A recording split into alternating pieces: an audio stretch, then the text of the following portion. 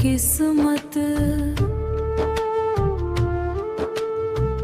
जेकरा खातिर सपना सजवनी,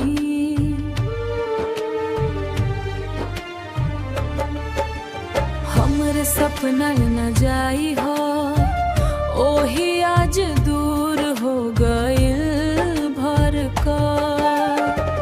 दुनिया के प्यार तू देखावे आजा, सिनुरा लगावे आजा मोर वो। सुना पड़ल बा मांग हमार, आके सजावे आजा मोर को।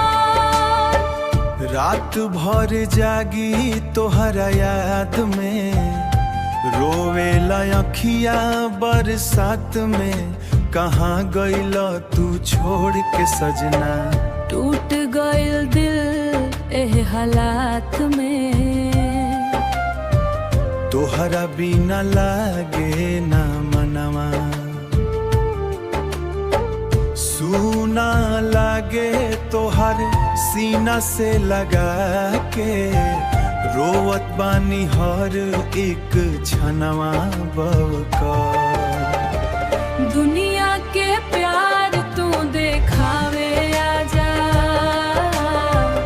सिनुरा लगावे आजा मोर वो। टूटल दिल के फेर से सजा के, अपना बनावे आजा मोर वो। कसम खैनी साथ निभाइब बिचेरा हमें काहे छोड़ गइल। सपना में आवा रोज तू सजाना, बाकी असल में दूर हो गइल बकइल। चांद भी आज उदास लागे, रतिया भी रोवे साथे।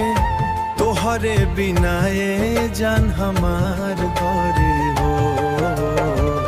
दुनिया के प्यार तू देखावे आजा, मरते दम